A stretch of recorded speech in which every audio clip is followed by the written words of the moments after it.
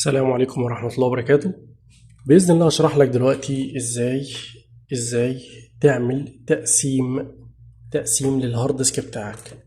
من ناحية ايه بقى بالظبط؟ من ناحية ان انت تكبر بارتيشن الدي او تكبر بارتيشن السي او تصغر السي او الدي وهكذا. اعرفك ازاي تحجم البارتيشنات بدون ما تعمل لها فورمات. تمام كده. مبدئيا وليكن انا عندي هنا السي 101 جيجا.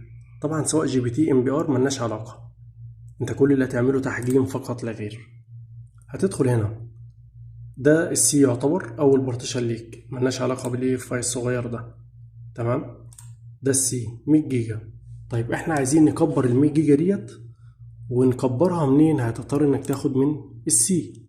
تمام. عندي السي هنا، عندي اللي هو الدي قصدي 136 جيجا. طيب احنا عايزين ناخد ال 36 دي نحطها هنا. تعملها ازاي؟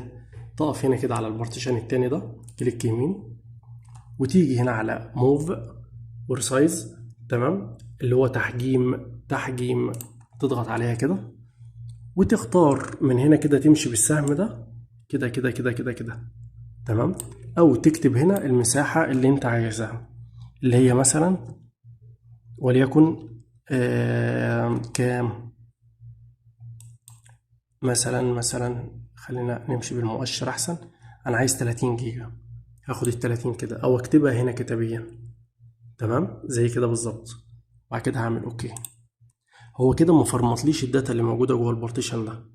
الداتا موجوده زي ما هو، بس هو عامل لها تحجيم، شدهم لاخر الهارد وخد لي منه بس 30 جيجا هنا. هاخد انا ال 30 جيجا دي ادخلها في السي اللي هو 100 جيجا. تمام. ازاي بقى يا حبيبنا؟ هتقف هنا بعد ما عملت استقطاع من هنا خلاص، تقف على الهارد الاولاني، البارتيشن الاولاني، كليك يمين وتختار موف يور سايز. نفس النظام، تحجيم اهي كده.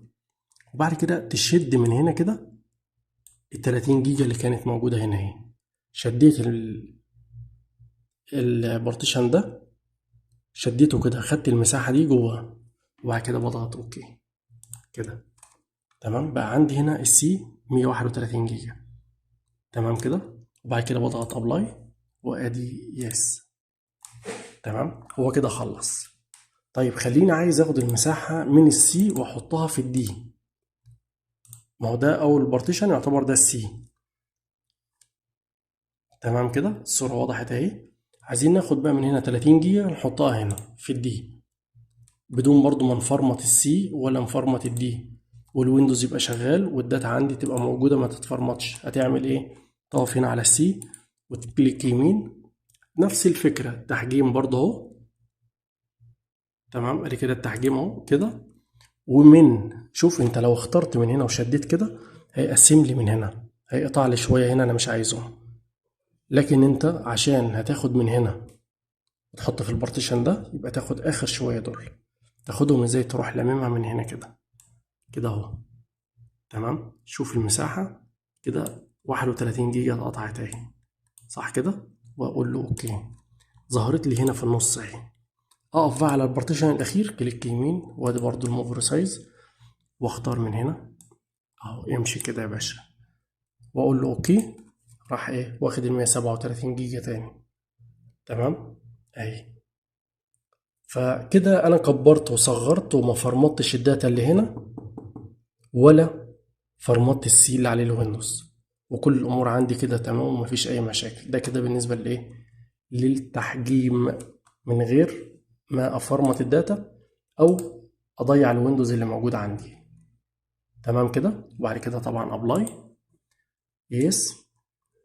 خلاص هو كده خلص. تمام كده يا باشا.